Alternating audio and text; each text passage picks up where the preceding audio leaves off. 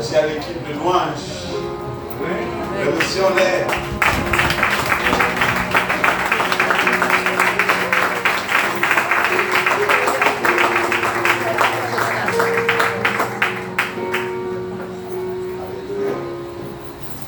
Merci Papa pour ta présence.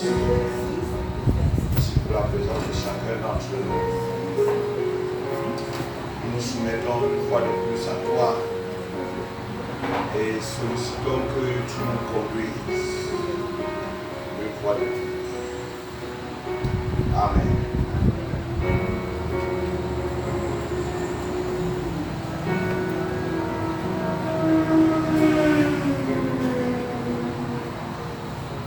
Alors, on va continuer là où nous nous sommes arrêtés hier. Et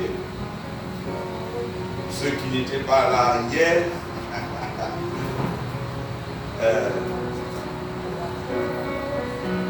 nous sommes en train de parler sur la connaissance de Dieu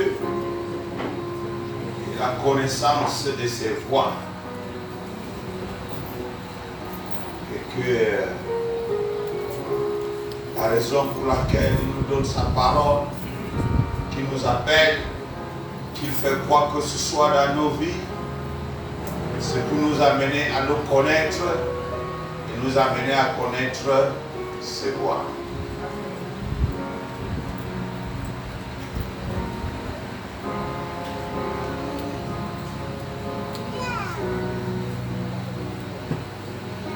Et hier nous nous sommes arrêtés pour le roi est né selon les prédictions, les préparations que Dieu a faites. Et il y a eu une célébration organisée par le ciel. Alléluia. Mais dans une simplicité et une humilité totale. Ce qui nous amène à nous questionner sur nos actions à nous qui cherchons toujours la gloire, qui cherchons à être vus. Parce que naturellement, nous sommes des êtres foncièrement orgueilleux. L'être humain est foncièrement orgueilleux et arrogant.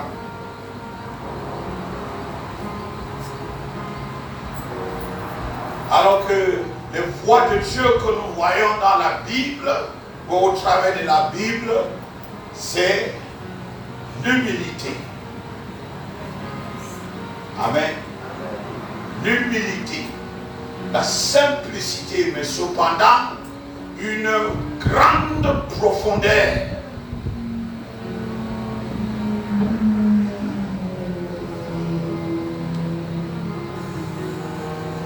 Donc nous allons prendre là où nous nous sommes arrêtés hier.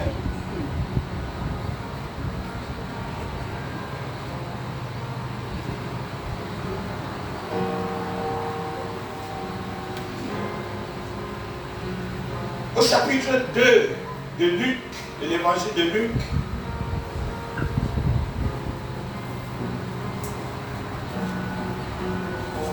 les versets 25 à 32.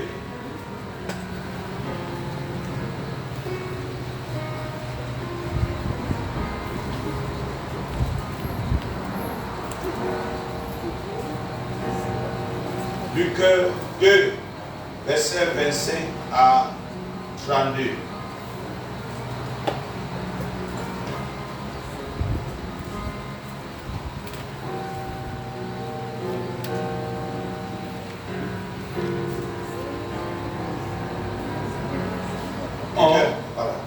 avait à Jérusalem un homme appelé Siméon. Cet homme était juste et pieux. Il attendait la consolation d'Israël et l'Esprit Saint était sur lui. Le Saint-Esprit lui avait révélé qu'il ne mourrait pas avant d'avoir vu le Messie du Seigneur. Il vint au temple, poussé par l'Esprit. Et quand les parents emmenèrent le petit enfant Jésus pour accomplir à son sujet ce que prescrivait la loi, il le prit dans ses bras, bénit Dieu et dit: Maintenant, Seigneur, tu laisses ton serviteur s'en aller en paix, conformément à ta promesse, car mes yeux ont vu ton salut, salut que tu as préparé devant tous les peuples, lumière pour éclairer les nations et gloire d'Israël, ton peuple. Merci. Alors, toujours dans la même lignée qu'hier, où lorsque le ciel a envoyé les messagers annoncer la naissance du roi, ceux qui étaient les leaders de la nation, ceux qui étaient les leaders politiques et religieux, bien que ne vivant pas loin, le ciel les avait esquivés. Alors voici encore une autre scène très intéressante. Maintenant, on doit présenter l'enfant selon la coutume. Où après 8 jours, il doit être circoncis et présenté à Dieu au temple. Bon, si Bethléem était à 10 km de Jérusalem, ici c'est à l'intérieur de la ville de Jérusalem et dans le temple, là où il y a les prêtres, les scribes, les enseignants de la parole de Dieu. C'est là-bas qu'ils sont. Curieusement, selon le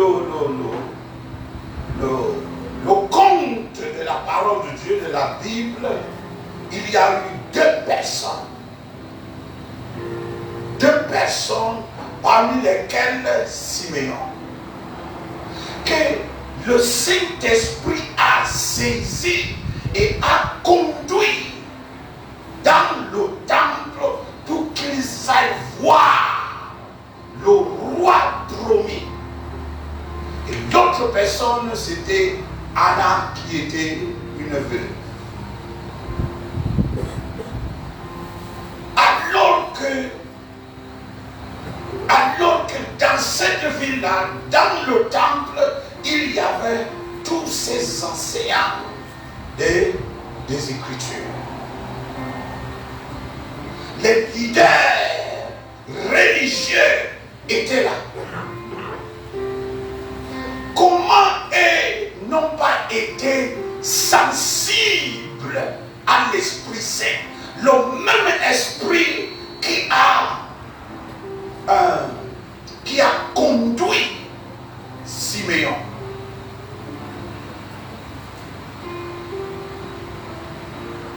Vous me suivez là? Amen. Le même esprit qui a conduit Siméon, qui l'a alerté de la naissance du roi. Que maintenant, tu peux laisser ton serviteur aller en paix, car j'ai vu le salut que tu as prononcé.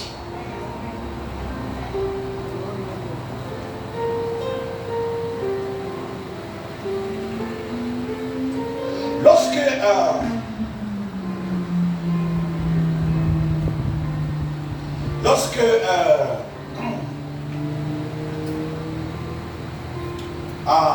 dans Matthieu chapitre 2, verset 1 à 6, encore,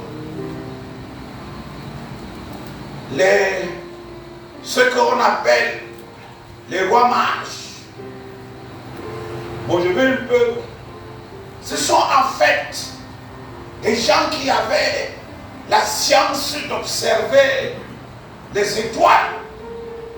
Parce que lorsque Dieu crée la terre et il met les saisons et les temps, dans Genèse chapitre 1, il dit que les étoiles sont placées pour indiquer les temps et les saisons sur la terre. C'est-à-dire que ce n'est pas forcément le jour et la nuit, les temps et les saisons. Ça veut dire que lui, Dieu, choisit de nous communiquer, nous les êtres humains, les temps et les saisons dans lesquelles il nous fait entrer. Vous me suivez là? Donc il place les étoiles au ciel et donne à l'être humain la science d'observer et comprendre quelle saison, dans quelle saison nous sommes. Alors, lorsque notre esprit, notre pensée est corrompue, ce qui est un don de Dieu va être corrompu. Mais dans le cas-ci, là, il n'y a pas de corruption parce qu'ils sont en train d'étudier la position des étoiles. Et le ciel les parle d'une nouvelle saison, alléluia, dans laquelle la terre est entrée. Lisez, pasteur. 1 à 6. Matthieu chapitre 2, verset 1 à 6. Jésus naquit à Bethléem, en Judée, à l'époque du roi Hérode. Or, des mages venus d'Orient arrivèrent à Jérusalem et dirent: où est le roi des Juifs qui vient de naître?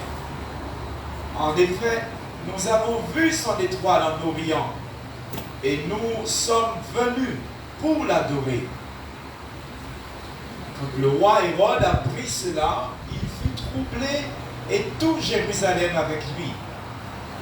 Il rassembla tous les chefs des prêtres et spécialistes de la loi que comptait le peuple et leur demanda où le Messie devait naître. Il lui dit: à Bethléem en Judée. Alors voici ce qui a été écrit par le prophète: et toi, Bethléem, terre de Juda, tu n'es certes pas la plus petite parmi les principales villes de Juda, car de toi sortira un chef qui prendra soin d'Israël, mon peuple. Alors Hérode fit appeler en secret les mages. Il s'informa soigneusement d'eux du moment où les trois l'étaient apparus. Puis il les envoya à Bethléem en disant: allez prendre des informations exactes sur le petit enfant. Quand vous l'aurez trouvé, faites-le moi savoir, afin que j'aille moi aussi l'adorer. Jusqu'à.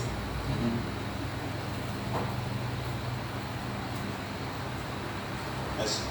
Après, c'est bon? Non, c'est 6, hein? C'est jusqu'à 6. Ok. Jusqu'à 6, c'est bon. Merci. Pour le moment.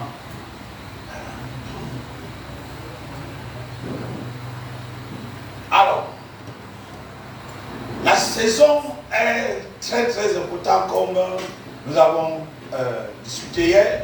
Nous avons dit que c'était la saison la plus importante, l'événement le plus important dans l'histoire de la nation d'Israël, mais aussi dans l'histoire de la Dieu éternel a choisi de venir sur la terre pour racheter l'être humain. Donc, l'événement est tellement puissant que même en terre étrangère, le ciel est là annoncé. Ils disent qu'ils étaient en Orient, c'est-à-dire des centaines de kilomètres d'Israël. Comment Dieu va choisir d'aller annoncer un événement pareil, loin à des distances, à des centaines de kilomètres, mais au leadership religieux, il n'annonce pas. Pourtant, ces leaders lisent la parole depuis leur enfance. Et ils enseignent cette parole depuis. Mais le ciel a choisi de ne pas leur annoncer cet événement. Vous êtes avec moi toujours? Amen, amen. Hein? Ça c'est très important.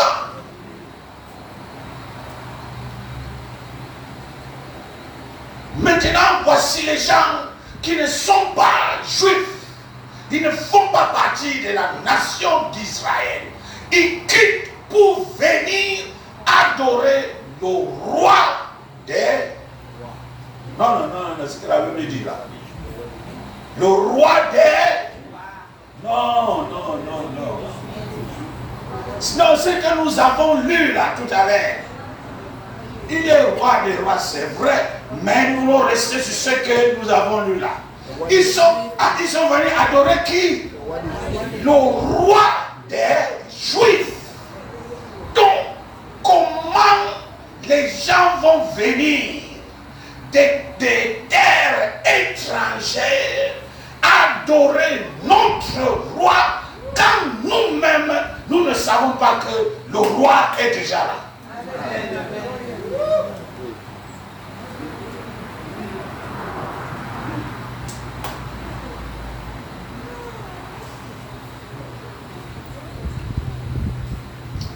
Là où est nos cœurs, c'est très important. La position de nos cœurs est très importante, très clé. Alors, on nous dit que toute la ville de Jérusalem a été bouleversée par cette nouvelle. Hérode, on dit que Hérode est tout Jérusalem. Pourquoi Hérode est bouleversé par la nouvelle?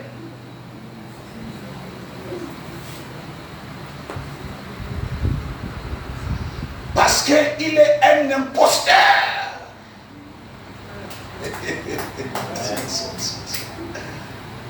Il est imposteur. Ce n'était pas à lui d'être sur le trône.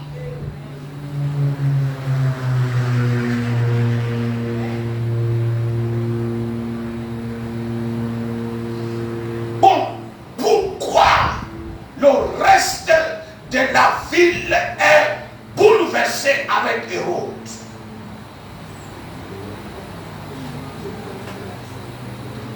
Parce qu'ils aussi étaient imposteurs.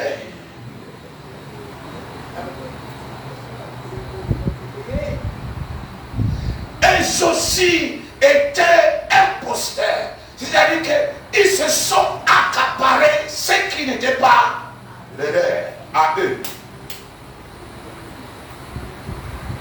La position de contrôle.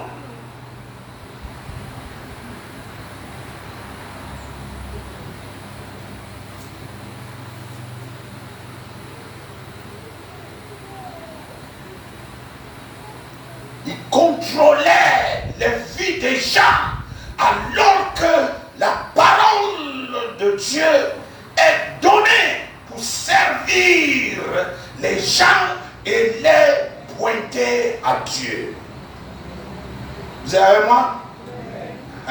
Vous pointez les gens à Dieu. Mais eux, ils s'étaient déjà accaparés de la position de Dieu même.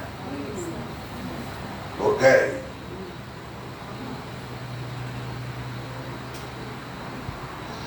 Alors, les scribes sont appelés au secours.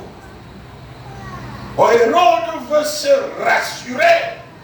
Voyez-vous, il veut se rassurer de ce que les Écritures disent sur la naissance du roi des...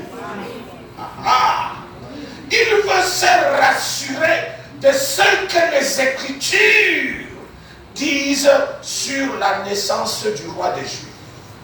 Et il a donc fait appel à qui? Les spécialistes de la parole de Dieu. Il a fait appel aux spécialistes de la parole de Dieu. Les docteurs. Selon les Écritures que vous connaissez, où est-ce que le roi des Juifs est prévu de naître? Et ils ouvrent les Écritures et ils lui disent que à Bethléem. Parce que voici ce que le prophète a dit. Exactement là où le roi devait naître et là où il est né. Mais curieusement, c'est juste là-bas que s'arrête leur action. La ville est en mouvement parce que la nouvelle est venue de l'étranger que le roi des Juifs est né. Les experts de la parole sont amenés pour dire exactement où le roi est prévu de naître. Et les experts ont donné l'interprétation et se sont arrêtés là.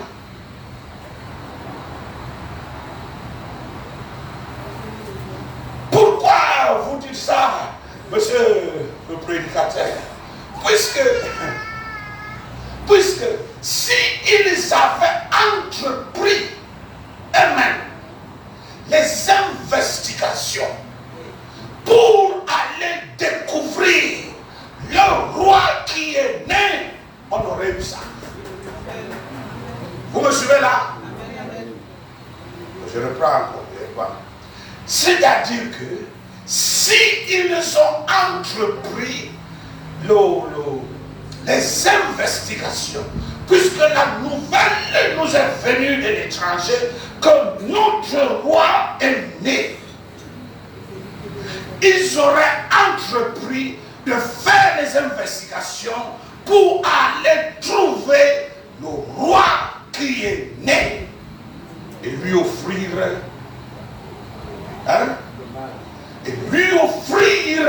les offrandes, les hommages et l'adoration qui est due. Parce qu'il connaissait ce genre de roi qui devait naître. Mais ils se sont arrêtés à l'interprétation de la parole à Hérode. Tragédie.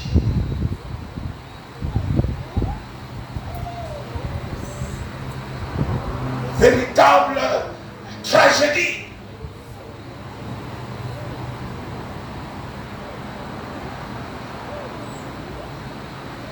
Donc, avoir l'information de ce que la parole dit ne suffit pas. Je reprends. Avoir l'information de ce que la parole dit ne suffit pas. C'est ce que la Bible dit, que la connaissance qui enfle, qui nous rend plus orgueilleux. Mais si ne nous amène pas à investiguer pour connaître Dieu et ses voies. Cette connaissance va plutôt être destructrice pour nous. Oui, oui. Parce que ce qu'elle va produire à nous, c'est l'orgueil et l'arrogance.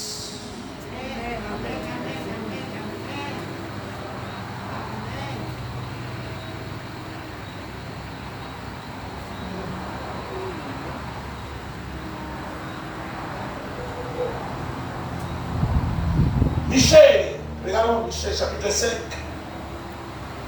Michée chapitre 5, c'est le passage qu'ils ont cité. Mais écoutons ce que le prophète a dit.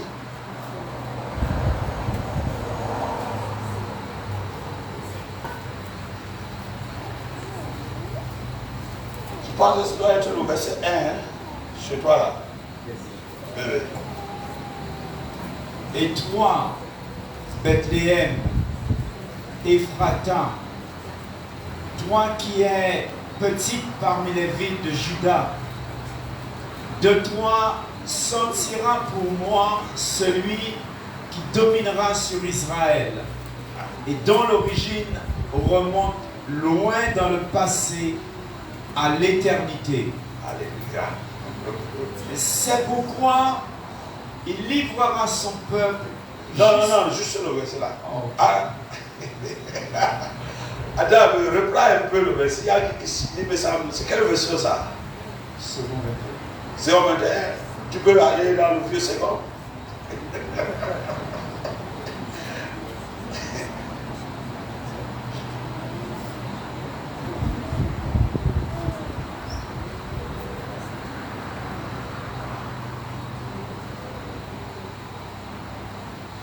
Et toi, Bethléem, Ephrata, petite entre les milliers de Juda, de toi sortira pour moi celui qui dominera sur Israël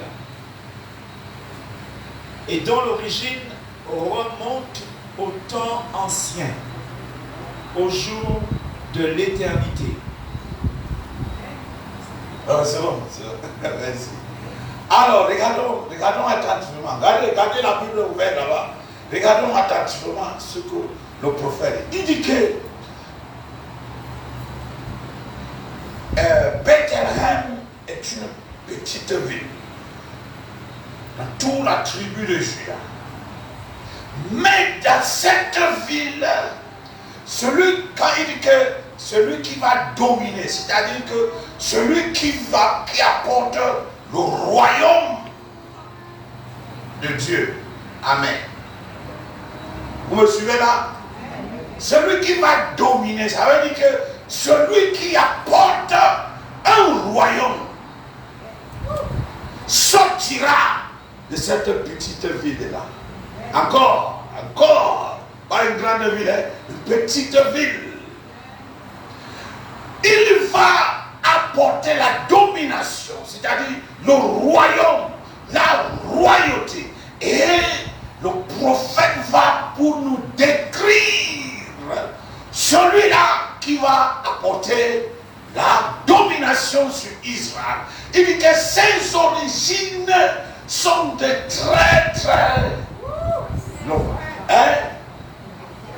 Qu'est-ce qu'il a dit en français là? L'origine remonte loin dans le passé à l'éternité. Il dit que ses origines remontent loin au temps passé à l'éternité. Au jour ancien. C'est de là que celui qui apporte la domination va sortir. Alléluia.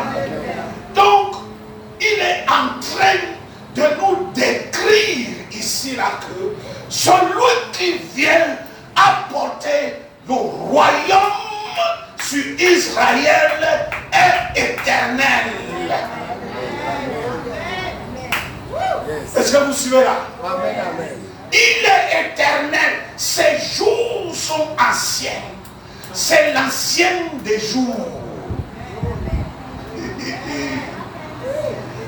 Alléluia. C'est l'ancien des jours. Ses origines prennent existence à l'éternité.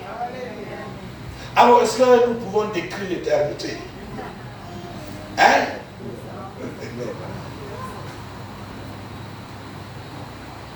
Donc, voilà ce que les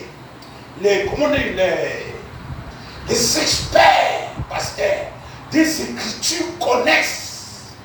Que le roi qui vient apporter son domaine sur nous vient de l'éternité.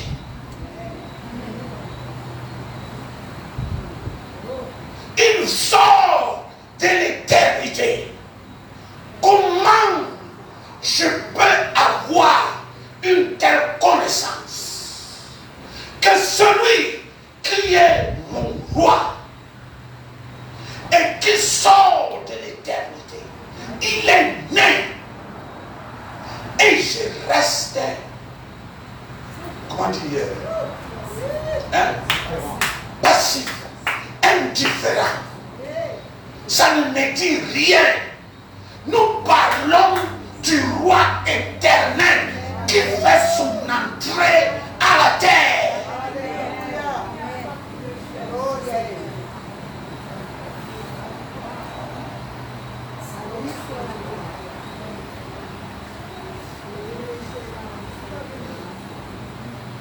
Le danger de l'orgueil, le danger de l'obsession de soi.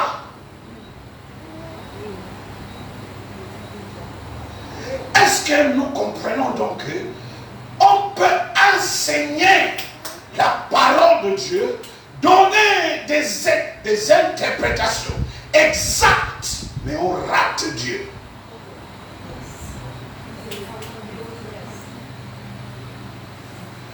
Vous me suivez là?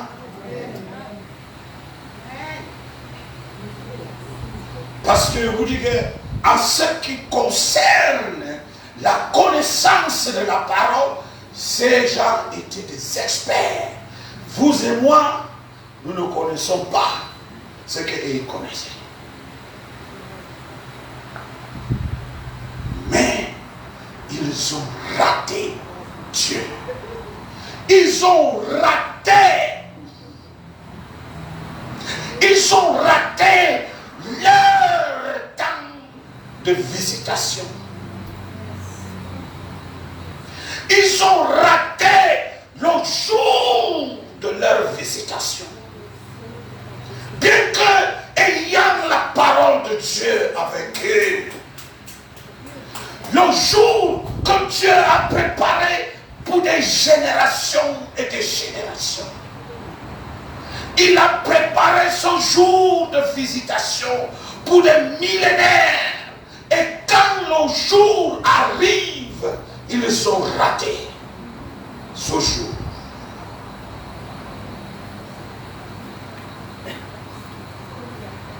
Ça doit nous faire peur.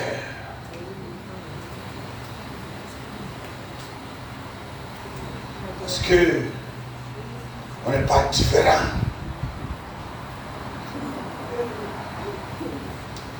La religiosité, l'esprit religieux est un démon très dangereux.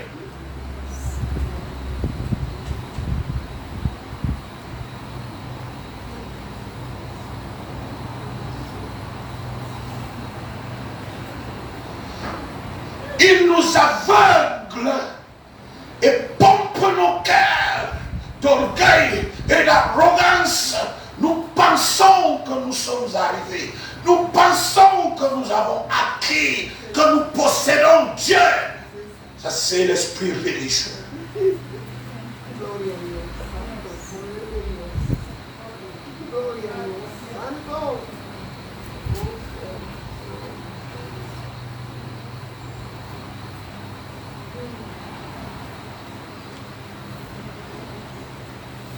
Alors, c'est vraiment intéressant. C'est pour ça que la Bible dit que Jésus est venu selon l'ordre de Melchizedek, un roi étrange qui a vécu sur la terre. Mais la terre a déjà vu des choses étranges.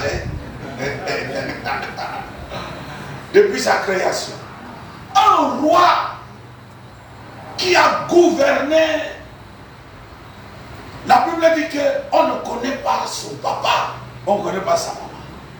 Il n'avait pas d'origine. On ne connaît pas le nombre de jours qu'il a existé. Mais cependant, il a existé. Comment il a fait pour cesser de régner et gouverner? Moi, je ne sais pas, ça me dépasse. Un mystère.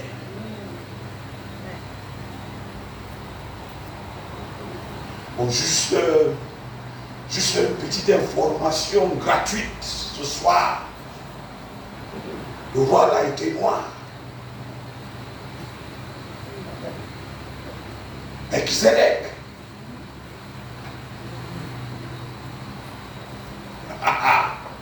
C'est une information gratuite.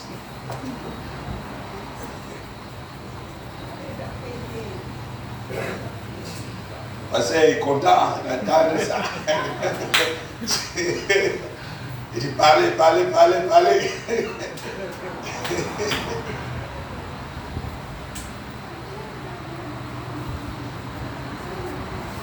Roi et sacrificateur du Dieu très haut. Curieusement, on voit comment Dieu fait les choses. On dit que la ville d'où Melchizedek régnait, c'était Salem. C'est-à-dire que ce qui est devenu Jérusalem plus tard.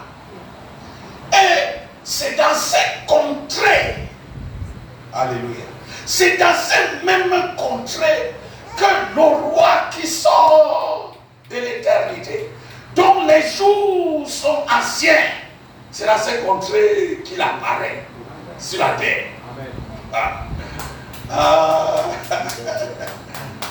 Bon, je ne veux pas aller trop loin pour nous scandaliser davantage.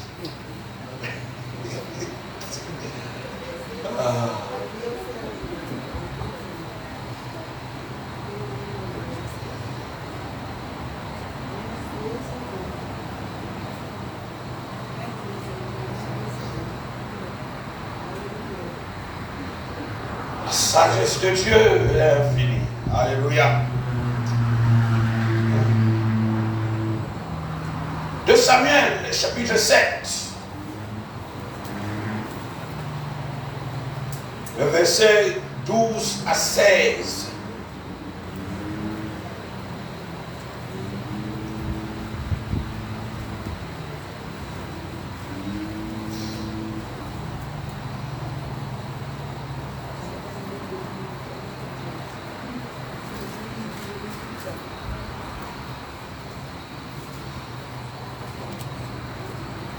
Nous sommes en train de voir Jésus révélé dans les Écritures.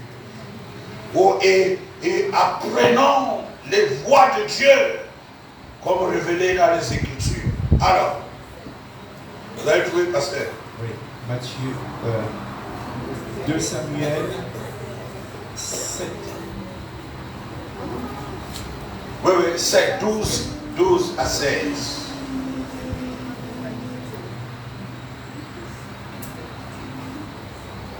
Quand ta vie prendra fin et que tu seras couché avec tes ancêtres, je ferai surgir après toi ton descendant, celui qui sera issu de toi, et j'affermirai son règne. Ce sera lui qui construira une maison en l'honneur de mon nom, et j'affermirai pour toujours le trône de son royaume. Je serai pour lui un père et il sera pour moi un fils. S'il fait le mal, je le punirai avec le bâton des hommes, avec les coups des humains. Mais je ne lui retirerai pas ma grâce comme je l'ai fait avec Saül, que j'ai écarté de ton chemin. Ta maison et ton règne seront assurés pour toujours après toi. Ton trône sera affermi pour toujours. Jusqu'au verset 16. Verset 16.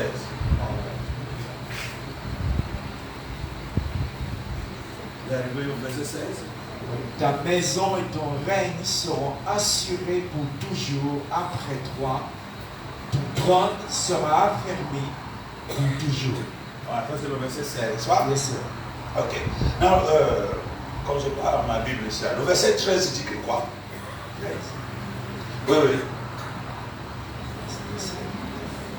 Ce sera lui qui construira une maison en l'honneur de mon nom.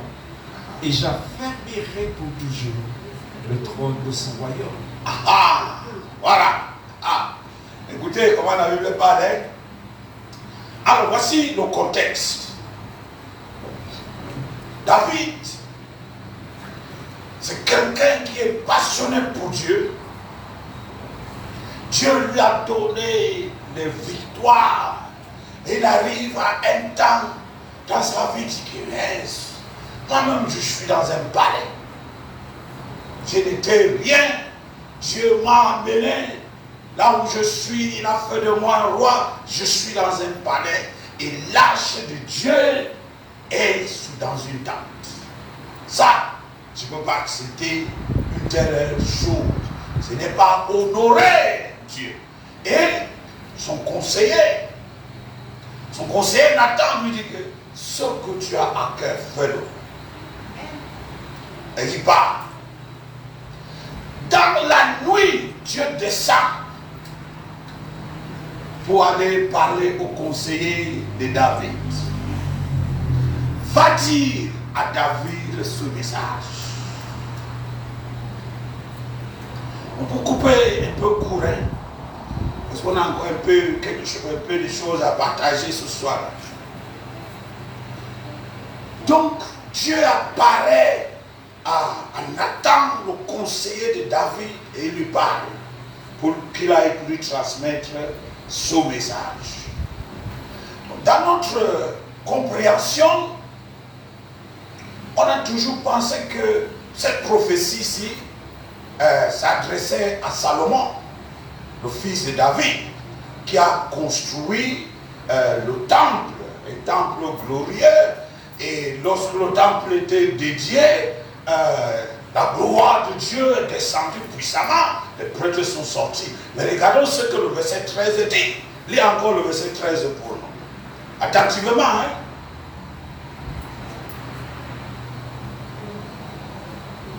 Ce sera lui. Alors il dit, je ferai surgir après toi ton descendant. Oui. Celui qui sera issu de toi. Et j'affermirai son règne. Ce sera lui qui construira une maison en l'honneur de mon nom. Et j'affermirai pour toujours le trône de son royaume. Voilà. Alors, le mot, moi je suis un ambassade du Cameroun, je ne suis pas français. Je suis Goulou. Mon peuple, ma langue. Donc, je me débrouille en français. Vous comprenez? Le mot toujours, pour toujours, signifie quoi?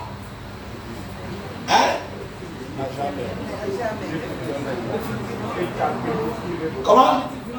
Définitivement. Le disciple de Mathieu, tu fais du réveil. Et David est irrévocable.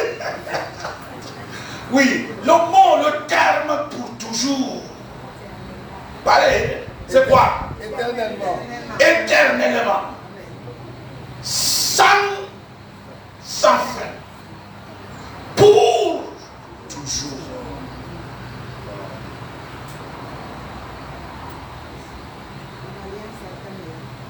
Lis encore le verset 13.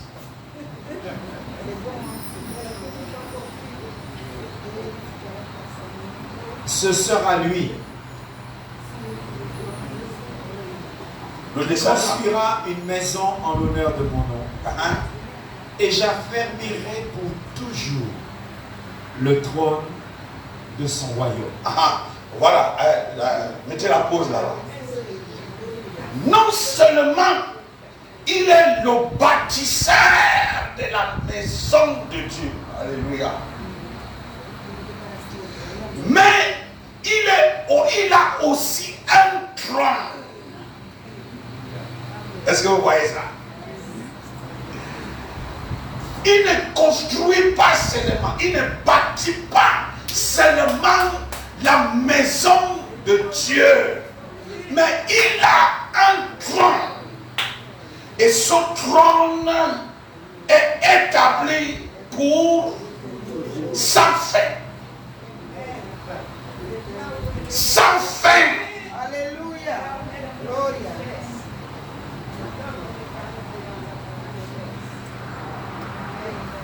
C'est lui qui bâtit la maison de l'Éternel.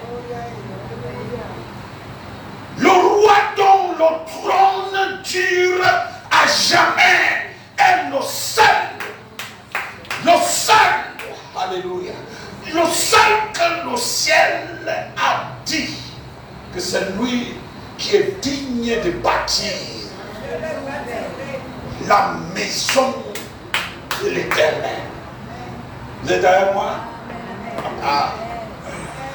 Alors, Salomon a fait un bon travail avec le temple de Dieu. Mais son trône n'était pas éternel. Son trône n'était pas toujours.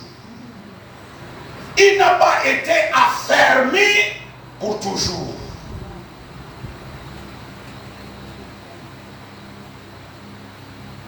Les Écritures nous enseignent que il s'est détourné de Dieu.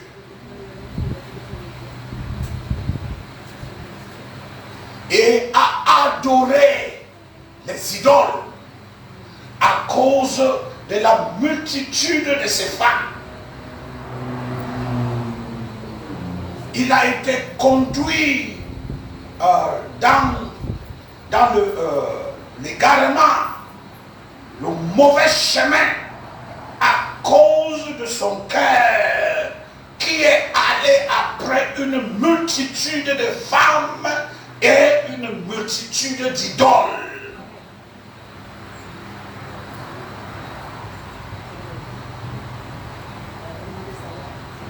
Et après sa mort, le royaume a été divisé en deux.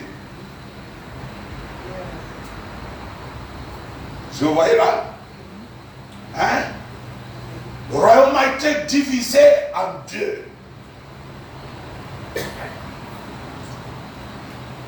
Son règne n'a pas été affermi.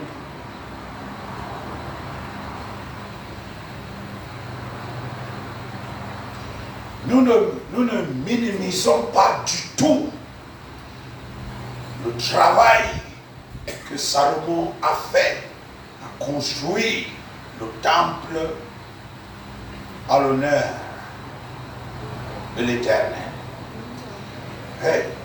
Le point que nous voulons ressortir ici, c'est que lorsque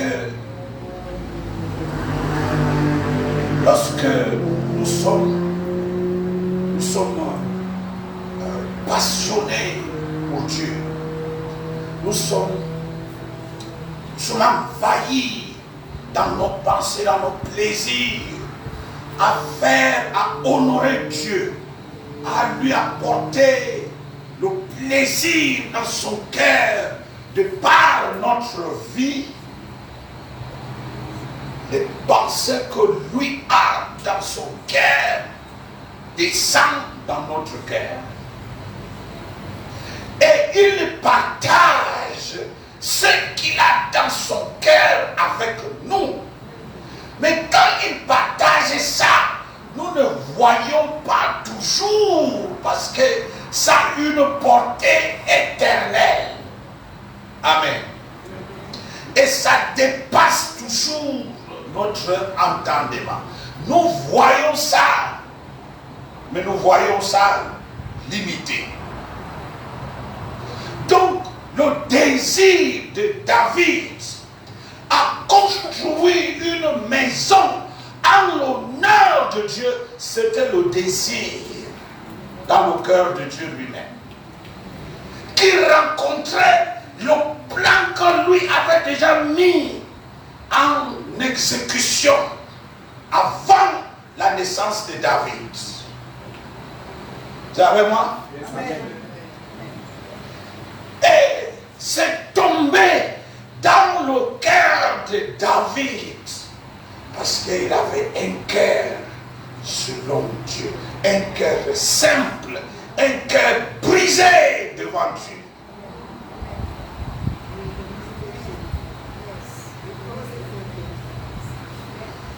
Donc, alors, pasteur lisait encore le verset 14, nous dit quoi? Je serai pour lui un père et il sera pour moi un fils. C'est bon là-bas. Posez, mettez la pause. Je serai un père pour lui et lui il sera un fils à moi. Alors, je sais que vous tous vous lisez la Bible, n'est-ce pas? Est-ce que vous vous souvenez quand Jésus était baptisé par Jean-Baptiste dans le Jourdain? La Bible dit que le ciel s'est ouvert. Et qu'est-ce qui s'est passé? Hein?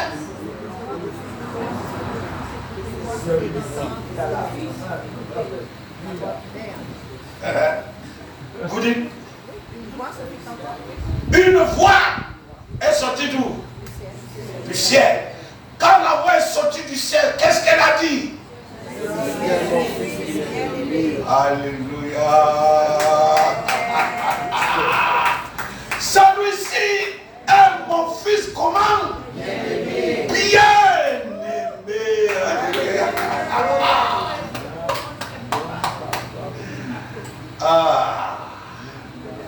Si vous comprenez donc maintenant le titre de Jésus, le Fils de Dieu. C'est là dans les Écritures. Hein? Voilà le titre de Jésus comme Fils de Dieu. Donc, au lieu d'aller raconter des histoires à l'évangélisation ou essayer d'expliquer aux gens Fils de Dieu, voilà. Vous comprenez là?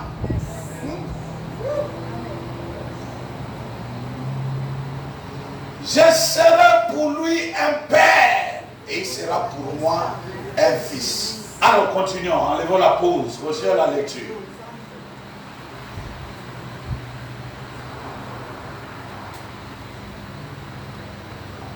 Mais je ne lui retirerai pas ma grâce comme je l'ai fait avec Saül, que j'ai écarté de ton chemin.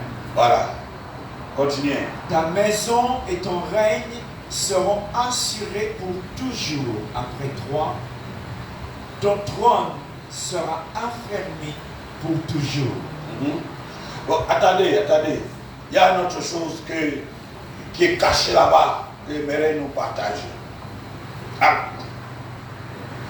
Il a d'abord dit au verset, je pense que c'est le verset 12, qu'après, quand David va se reposer avec son père, un fils va sortir de David. N'est-ce pas? Yes, sir. Hein? Alors, c'est là, tu vois comment les choses sont compactées ici, là. C'est là le titre de Jésus, fils de David. Est-ce que vous comprenez là? C'est de là le titre de Jésus comme fils de David. Vous vous souvenez de Bartimée, non? Hein? Où sont les Bartimée? Qu'est-ce que Bartimée criait et disait? Fils de David, aie pitié de moi. Vous voyez?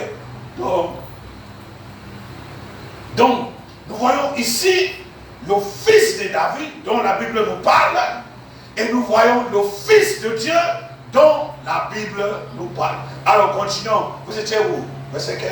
Vous avez lu verset 15.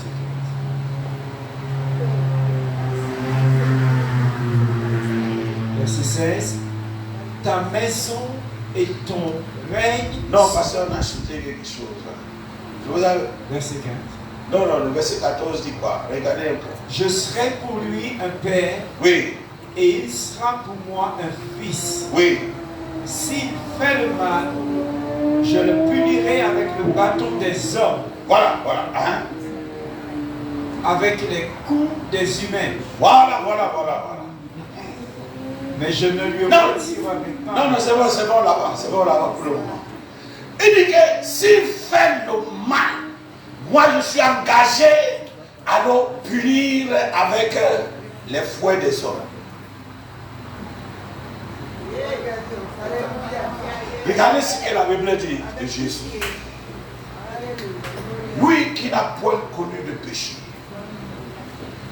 il est devenu péché. Et l'apôtre Pierre dit que il avait été flagellé, il avait été frappé. Pourquoi? Pour nos iniquités.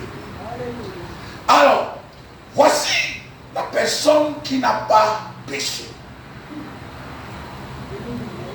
Il n'a commis aucun péché. Quand Pilate a fait ses investigations, il était dépassé. Je ne trouve aucun mal en lui. Mais pourquoi, si tu n'as pas trouvé de mal en lui, tu le fais flageller? Hein? Mais ça, c'est quelle justice, ça? Pourquoi, si tu n'as pas trouvé le mal en lui, tu le fais flageller? C'est ça que la Bible a dit. S'il fait le mal, c'est-à-dire qu'en ce moment, le roi dont le trône est établi pour toujours. En ce moment, le roi qui vient bâtir la maison pour Dieu s'était déjà chargé de nos péchés, de nos iniquités. Et la verge de Dieu est tombée sur lui, selon cette promesse-là. Est-ce que vous voyez la science, la sagesse profonde de Dieu? Il a utilisé Pilate. Il a utilisé Pilate pour exécuter ce qu'il avait déjà dit. Soit quelqu'un est coupable, on le flagelle, vous le crucifiez ou vous le mettez en prison. S'il est innocent, vous le laissez partir avec les excuses. Et la récompense, la compensation des dommages, c'est ça, non? C'est même dans le code français. Comment? Dommage qui a dit quoi? Dommage intérêt. Mais pour ces dommages et intérêts, qu'est-ce que le roi qui vient bâtir la maison de Dieu a reçu? Les flagellations.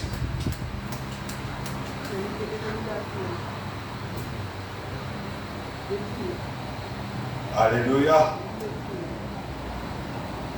Plan de Dieu est en exécution.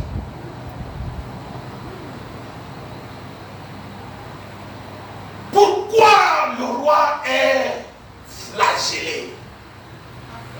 C'est ça la grande question. Ce sont ces flagellations-là. Alléluia.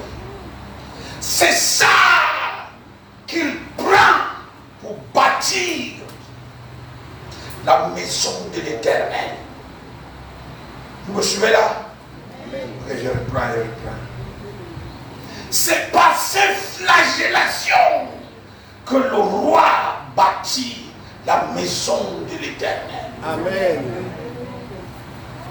Ah, on reprend un peu, hein? On reprend, troisième fois. C'est par ces flagellations que le roi, dont le trône est établi, a toujours bâti la maison de l'Éternel. Alléluia.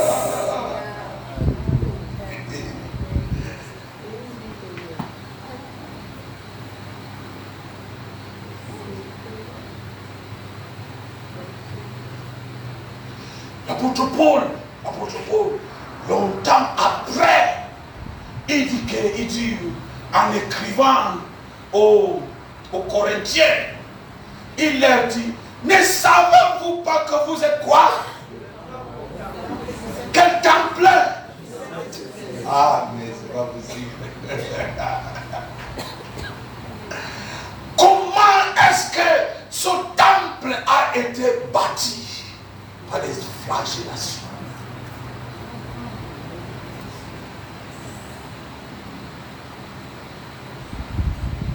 La crucifixion.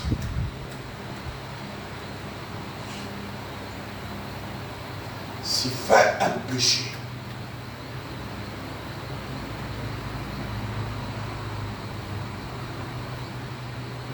c'est sérieux, frères et sœurs. C'est un grand projet que Dieu a mis en exécution. Et le projet l'a coûté. À Philippe de Césarée, Jésus dit, quand Pierre dit qu'il est le Messie, le Fils du Dieu vivant, Jésus dit que Dieu Pierre. Je sais Pierre, je bâtirai quoi? Je bâtirai mon... Mais c'est pas possible, hein? Est-ce que vous voyez avec moi? Hein? Je bâtirai mon église. Et il n'y a aucune force qui va venir contre cette église. En d'autres termes, je bâtirai ma maison. Je bâtirai mon assemblée. Je bâtirai ma maison.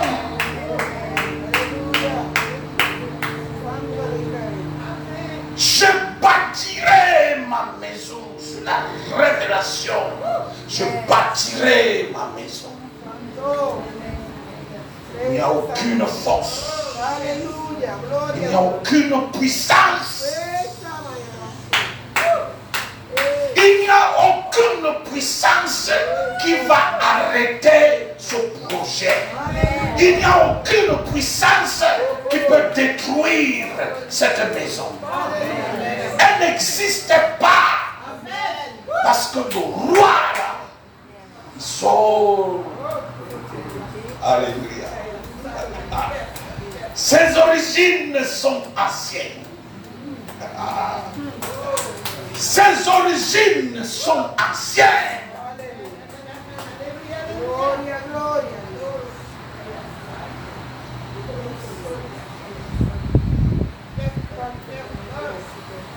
Comment donc pouvons-nous avoir paix?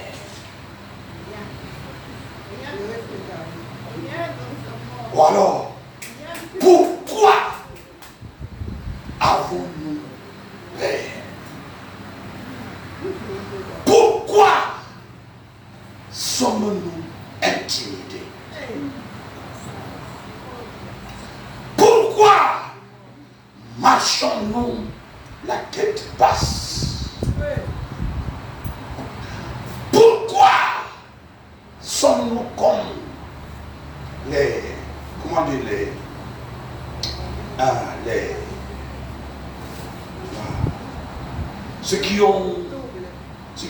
échoué dans la société. Ce dont la société n'a pas, ne montre pas d'estime et d'appréciation. Pourquoi?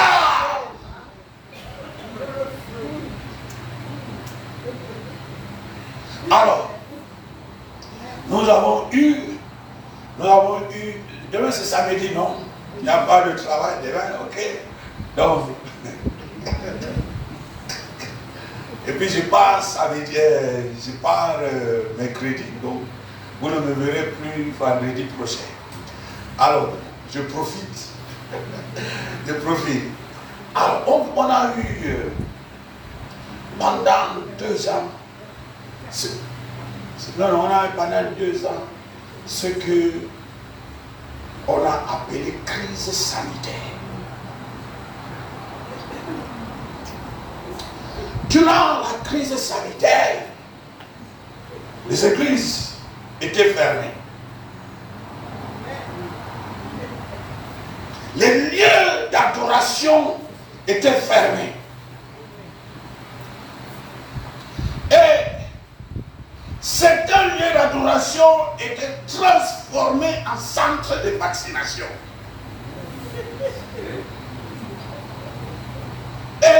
Et là où on permettait que certains lieux d'adoration ouvrent, on dit, bon, quand vous ouvrez, vous ne vous saluez pas. Vous ne chantez pas. Vous ne priez pas. Parce que le virus va vous contaminer. N'est-ce pas? Et nous nous sommes conformés.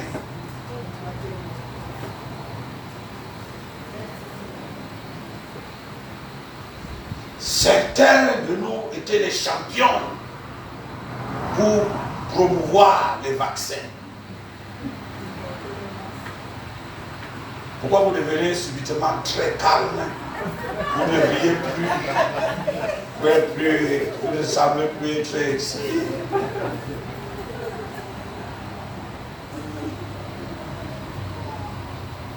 N'est-ce pas? Bon, je ferme les yeux, vous levez la main, celui qui a été paralysé par la peur. Levez la main. Voyez-vous?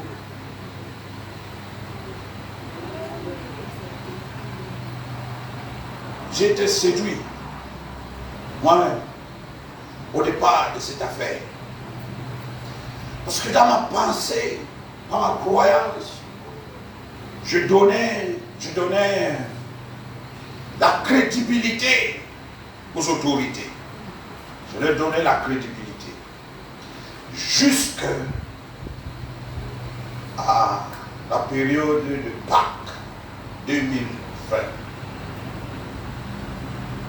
Quand j'ai entendu dans les médias que la grande saison des chrétiens va se passer et ils seront en confinement, j'ai dit que donc c'était ça le plan.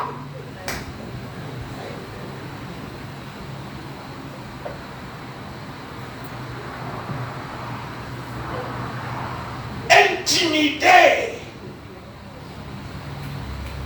ce qui s'appelle la maison de Dieu. Donc, la question que nous devons nous poser, sérieusement,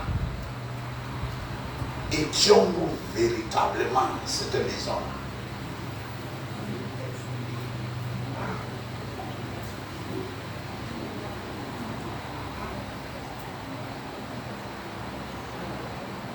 Hein? Étions-nous, sommes-nous véritablement cette maison-là? Que ce sont des entités qui n'ont rien à voir avec Dieu, qui ont de la, comment dire, de la, aversion, qui ont aversion des choses de Dieu.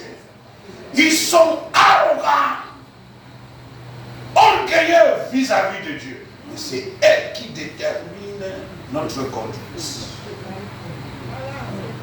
Vis-à-vis de Dieu,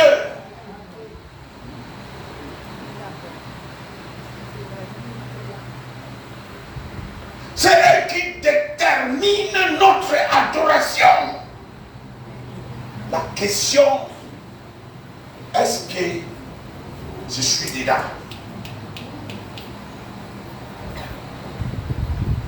Je bâtirai mon église.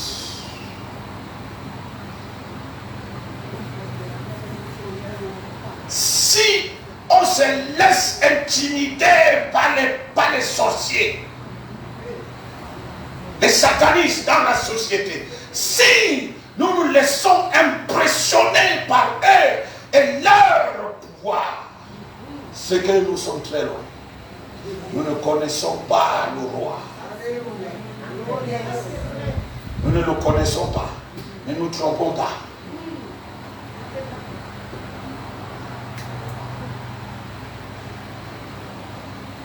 Il ne faut pas qu'on se trompe.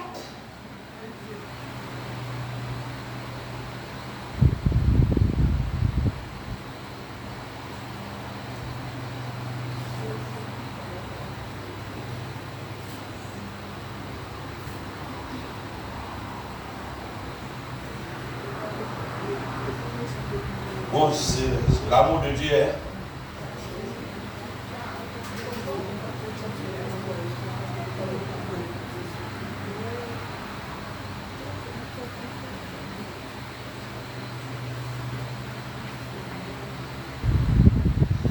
Ce qu'on appelle église, c'est-à-dire que c'est la manifestation de la sagesse infinie de Dieu sur la terre. Ce qu'on appelle église, c'est la démonstration de la puissance du ciel, la puissance de Dieu qui ne peut pas être égalée. Elle ne peut pas être pleinement saisie par notre intelligence. Ce qu'on appelle l'église. Il n'y a pas sur la terre une autre entité aussi puissante que cette maison de l'Éternel.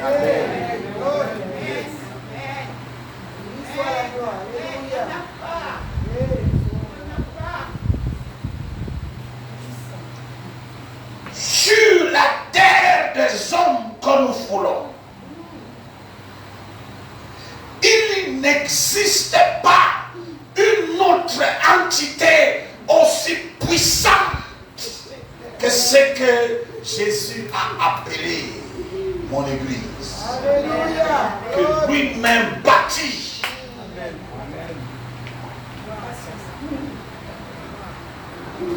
Si c'est ce que nous bâtissons, bon, il y a une différence. Amen.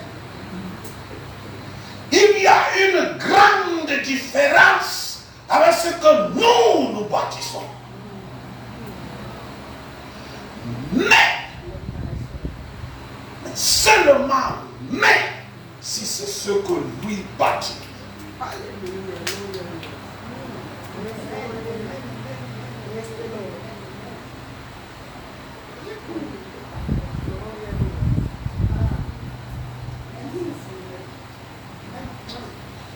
Connaître le Christ.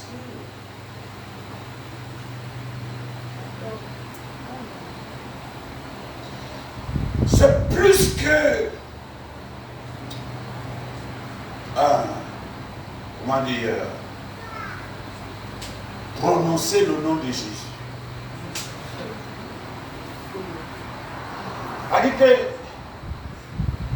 ça doit nous amener à nous questionner sur beaucoup de points.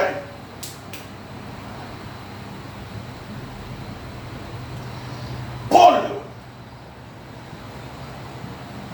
dans Philippiens 3,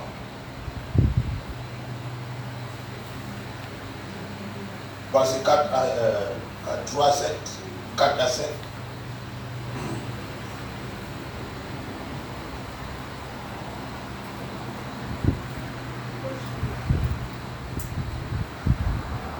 En effet, les vrais circoncis, c'est nous qui rendons notre culte à Dieu par l'Esprit de Dieu, qui plaçons notre fierté en Jésus-Christ et qui ne mettons pas notre confiance dans notre condition.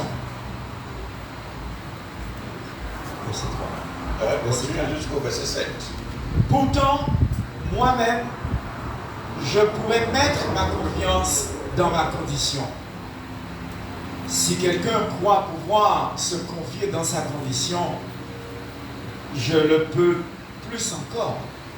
J'ai été circoncis le 8e jour. Je suis issu du peuple d'Israël, de la tribu de Benjamin, hébreu, né d'hébreu, en ce qui concerne la loi. J'étais pharisien. Du point de vue du zèle, j'étais persécuteur de l'Église. Par rapport à la justice de la loi, j'étais irréprochable. Mais ces qualités qui étaient pour moi des gains, je les ai regardées comme une perte à cause de Christ.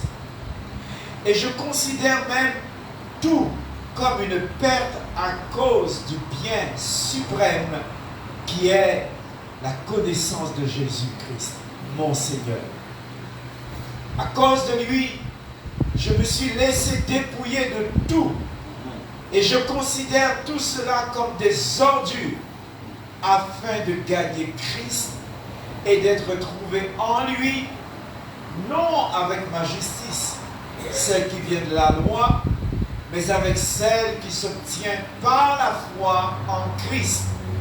La justice qui vient de Dieu et qui est fondée sur la foi.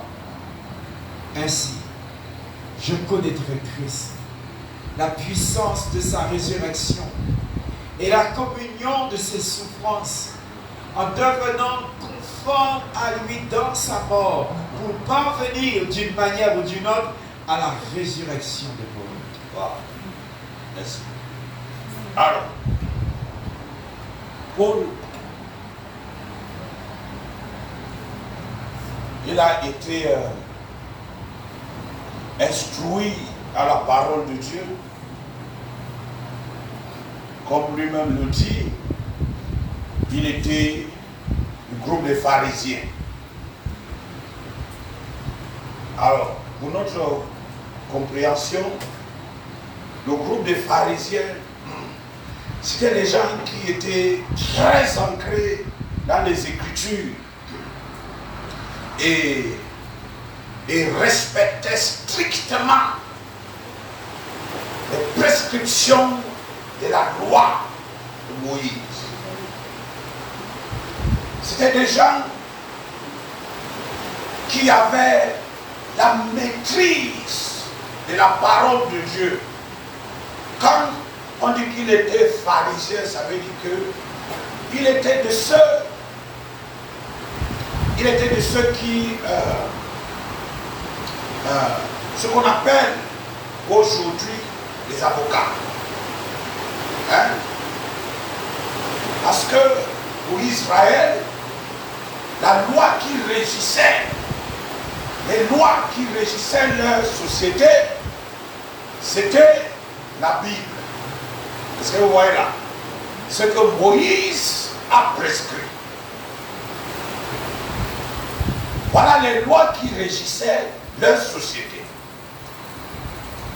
Donc, pour ceux qui ont étudié profondément cette loi, ils étaient ceux qui défendaient, qui jugeaient la société en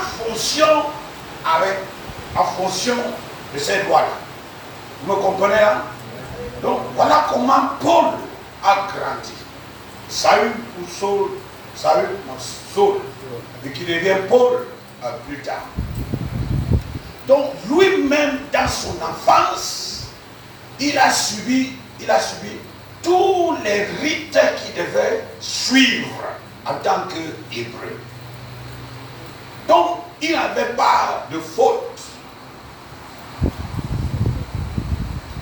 Et lui-même dit que il a étudié sous un grand docteur de la loi qui avait la réputation du nom de Gamaliel. Un homme de réputation qui maîtrisait les Écritures. Curieusement, Paul se trouve en train de persécuter ceux qui ont décidé de soumettre leur vie à Jésus. Et lorsqu'il le fait, il est convaincu d'être au service de Dieu. Si vous suivez là? Pour lui, ça c'est le service de Dieu.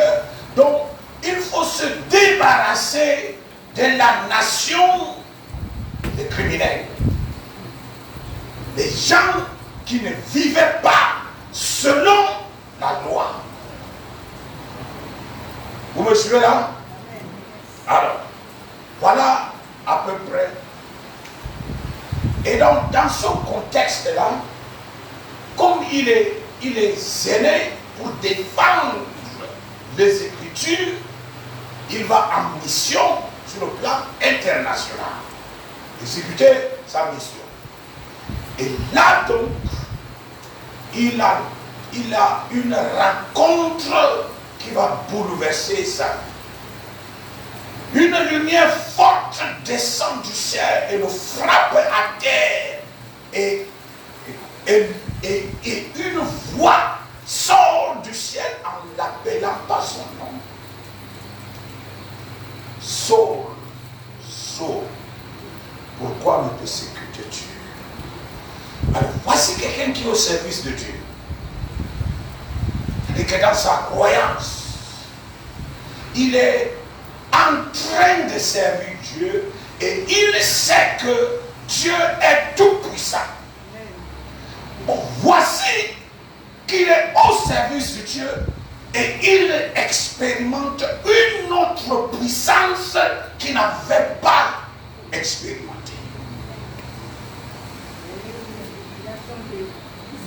Cette puissance le renverse et l'appelle par son nom. Il est bouleversé. Quelle peut être cette autre puissance au-dessus du Dieu que je sers? Et il pose une question. Le genre de questions que tous nous devons nous poser continuellement.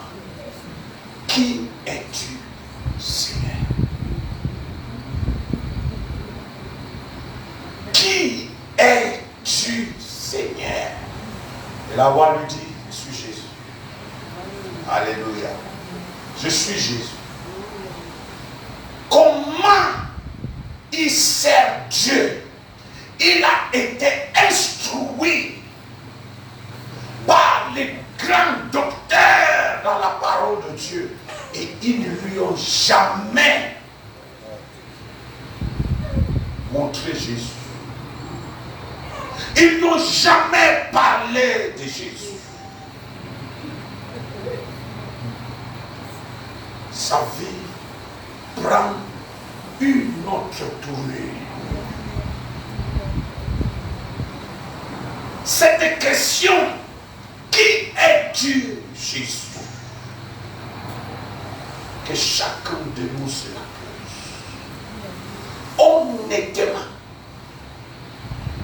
Parce que la personne dont on entend parler de Jésus, elle n'est pas toujours ce que nous pensons être.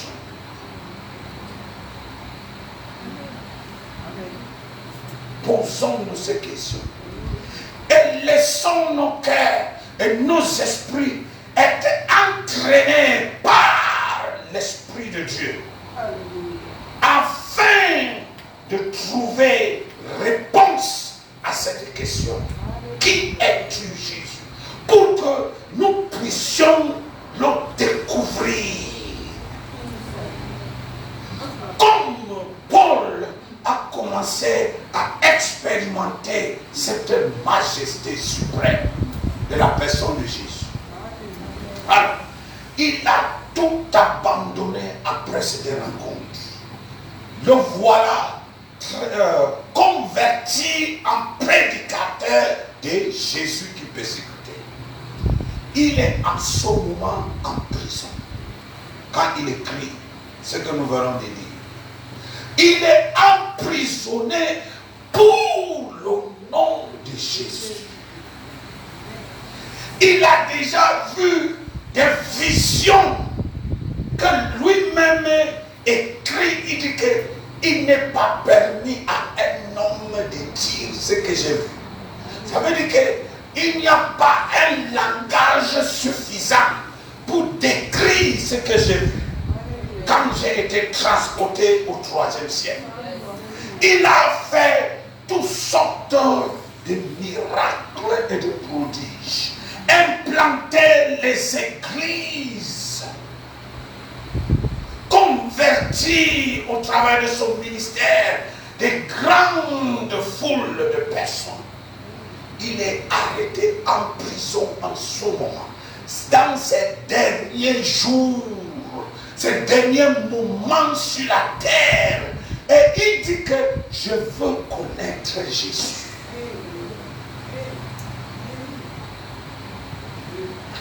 Je ne veux pas seulement connaître Jésus, mais je veux avoir une connaissance excellente de la personne de Jésus.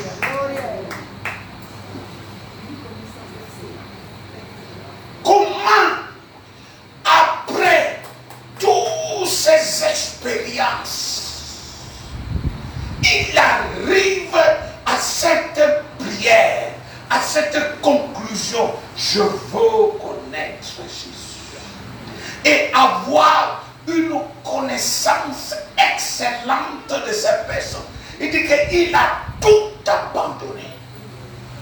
Tout ce qui faisait de lui une personne, ce qui faisait de lui son identité, ce qui faisait sa fierté, les différentes études, pasteur, qu'il a fait. Alors, dans chaque pays, on va toujours avoir quelqu'un de renom, le professeur de renom. Donc, en Guadeloupe, on doit avoir le professeur de renom. N'est-ce pas? En Martinique aussi. Vous ne pouvez pas oublier, c'est de la Martinique. On doit avoir les professeurs de renom sous qui, lorsque tu passes, ton avenir est garanti. N'est-ce pas?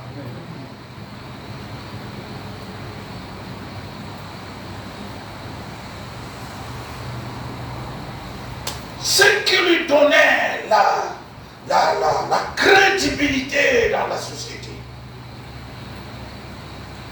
ce qui lui ouvrait les portes dans la société, il dit que c'est la poubelle.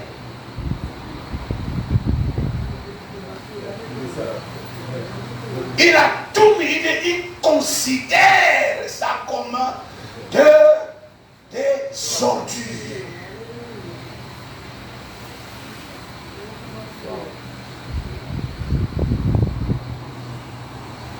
La question de validation de notre vie.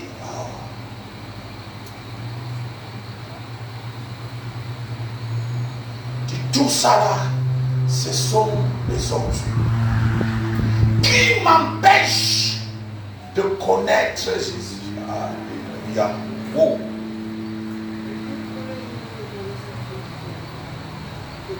Je vais bientôt m'arrêter là parce qu'on est déjà fatigué.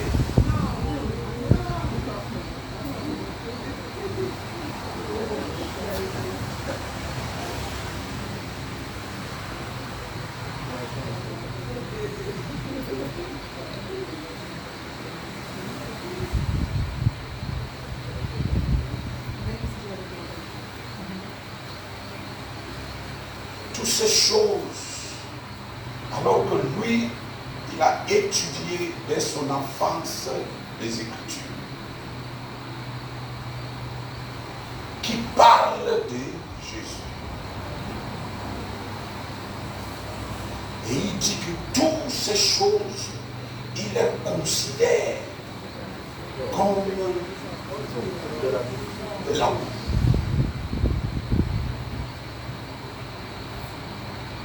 Il se détourne de tout ça là, parce que c'est ça qui cause obstruction pour sa connaissance de la personne de Jésus.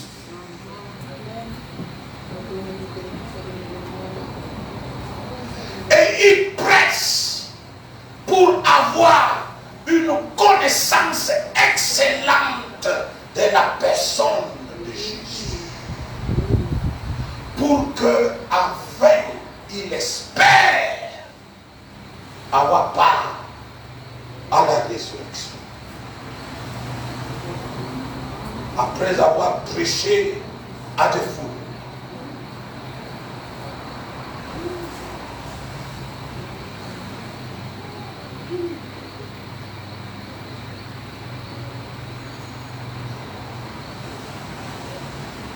Vous et moi, ce qu'on a étudié à l'école n'a rien à voir avec les Écritures. Hein? Ça n'a rien à voir avec les Écritures. On est entré à l'université, ça n'a rien à voir avec les Écritures.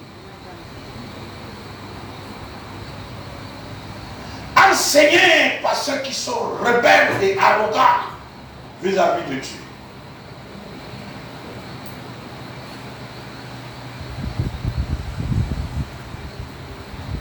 Ça veut dire que notre cheminement est très long.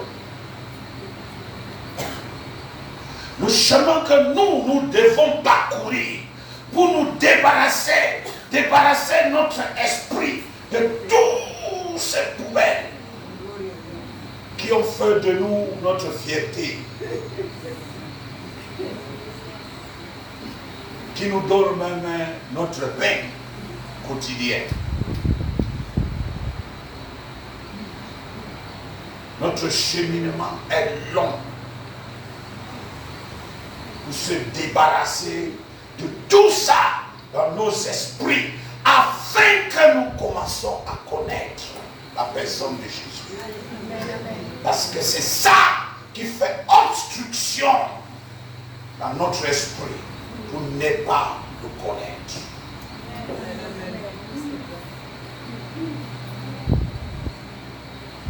Bon, on met la pause ici là. Ce soir.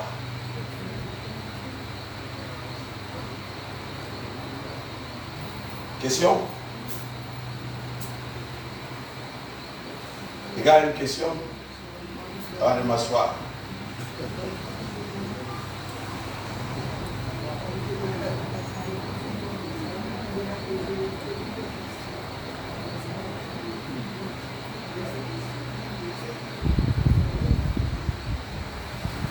C'est l'assemblée calme.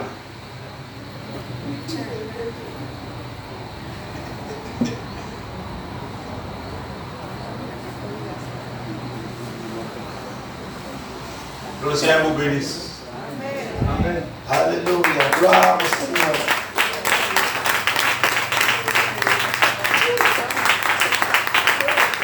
Gloire au Seigneur. On peut se lever en gloire au Seigneur. Alléluia. Alléluia. À cause de ce que tu nous aimes, Seigneur, tu permets que nous entendons ces choses pourvu que nous les mettons en pratique. À cause de ton amour envers nous, Jésus, je ne veux pas notre égarement. Je ne veux pas que nous continuions dans la stupidité. À cause de ton amour envers nous, Seigneur, je veux, Seigneur, notre Père, que nous ayons de l'huile dans nos lampes et qu'on ne soit pas des vierges folles. Notre Père et notre Dieu, Que nos cœurs s'ouvrent, Seigneur. Seigneur, le cheminement est long, mais une bonne disposition de cœur, oh Dieu, éternel, t'attire et permet que tu nous prennes afin que là où nous sommes, Seigneur, que tu nous prennes là et que tu puisses nous amener là où tu es. Car tu as toi-même dit, Seigneur, que, ô Père, il y a plusieurs placements dans la maison de mon Père. Et je vais vous préparer une place. Seigneur notre Père, tu dis que lorsque tu auras préparé cette place, Seigneur Yahweh, le gap qui se trouve entre nous et toi sera comblé. Tu es celui qui comble le gap. Tu es le réparateur de brèches. Tu es celui qui réconcilie, Seigneur, ce qui n'était pas réconciliable. Seigneur, des deux, tu en fais un seul. Tu renverses les murs d'inimitié. Seigneur, tu es Dieu. Et tu as dit que tu vas nous prendre afin que là où tu es, que nous y soyons aussi. Alors, Père, que nos cœurs ne restent pas rebelles à ta parole. Que nos cœurs ne restent pas endurcis.